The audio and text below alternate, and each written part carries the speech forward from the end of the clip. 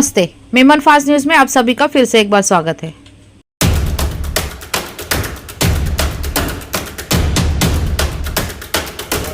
महानगरपालिकेच्या निवडणूक प्रचाराची रणधुमाळी सुरू झालेली आहे।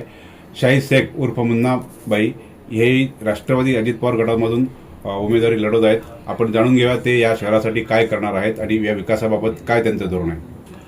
नमस्कार, मी शाहीद शेख उर्फ मुन्नाबाई, मी एनसीपीचा उमेदवार आहे। वॉर्ड क्रमांक 29 क वसई वेस्टचा उमेदवार आहे। मी लास्ट 30 वर्षापासून सोशल वर्क करत आहे। आता प्लॅटफॉर्म मिळाल्यानंतर जास्त सोशल वर्क करणार आणि आम्ही कोरोनामध्ये मेडिकल फॉर्म अशी आम्ही खूप सेवा केलेली आहे।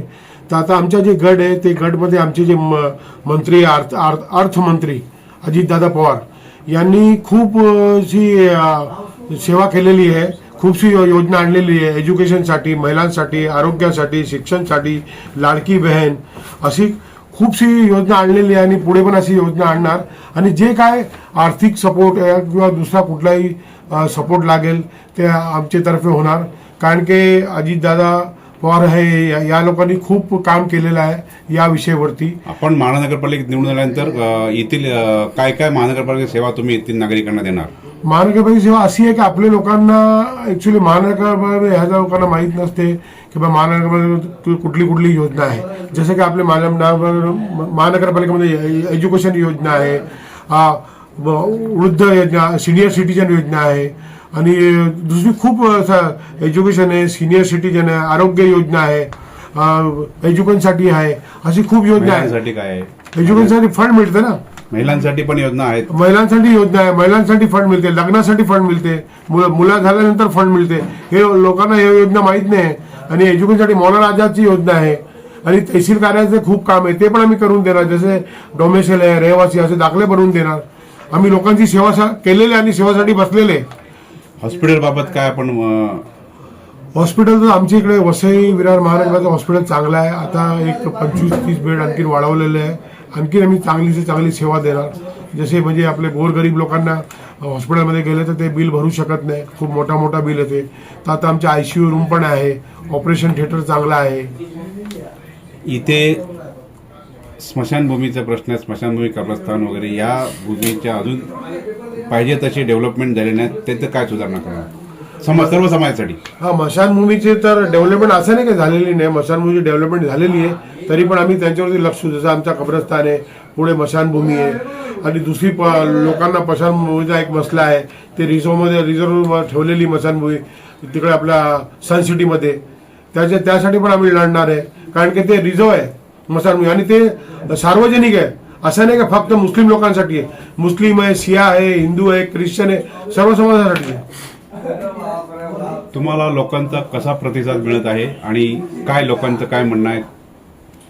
तुम्हाला यावेळेस नगरसेवक म्हणून पाठवतील का?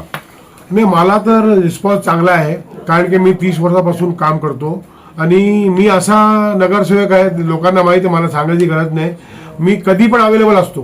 कोर्टाच्या बाजूला माझी ऑफिस आहे, तिकडे माझ्या एरियामध्ये माझी ऑफिस आहे, माझ्या घर माझ्या वॉर्डमध्ये माझं घर येते।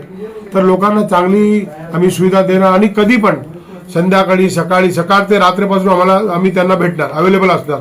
दुसऱ्या लोकांसारखं नाही की नगरसेवक हाय नाही, कुठे बाहेर गेलेला आहे, 15 दिवस नंतर येणार, 1 महिन्यानंतर येणार, असं नाही, आम्ही अवेलेबल असणार 24 तास। तुमच्या समोर तगडं आव्हान आहे, भाजप, शिवसेना युती, बहुजन विकास आघाडी, काँग्रेस, RPI युती, अशा प्रकारचे तगडं आव्हान असताना तुम्ही कसं काय हे आव्हान पेलवणार? नाही, आमची ते तुम्ही चांगलं सांगितलं, आव्हान तर आहे आमचे। माझी समोर BJP पण आहे, मशाल पण आहे, शिंदे गटचे लोक पण आहे, आझाद उमेदवार पण आहे, पण माझं काम बोलणार ना, मी एवढा काम केलेलं आहे, माझा काम बोलणार। लोकांना माहित है कि भाई मुन्ना भाई है ना, कभी भी अवेलेबल हो जाएगा। मुन्ना भाई को एक फोन करेंगे तो अवेलेबल हो जाएगा, मुन्ना भाई को आवाज देंगे तो मिल जाएगा। तो आम्ही तर काम करणारच आहे, आम्ही काम करणारे लोक आहे आणि पुढे पण काम करणार। जनताची माझी अशी रिक्वेस्ट आहे की जास्तीत जास्त मताने मला विजय करून द्या। नागरिक हात जोडून आणि घड्याळावरती अजितदादांचं नाव घ्या। शेवटी काय मतदारांना तुम्ही आवाहन कराल? माझ्या सर्व मतदारांना नमस्कार आहे। माझे असं आव्हान आहे की मी NCP अजितदादा गट म्हणून उभा आहे, वॉर्ड क्रमांक 29 क तर सर्व नागरिकांना, सर्व वोटर्सना माझी विनंती आहे की जास्त जास्त वोट देऊन मला निवडून आणा. त्याच्यानंतर तुम्ही माझ्याशी जे काम सांगितलं मी ते कामसाठी तुमच्याकडे हजर राहणार. माझी अशी विनंती आहे की जास्त जास्त वोट देऊन मला प्रचंड करा. धन्यवाद. नमस्कार. जय हिंद, जय महाराष्ट्र.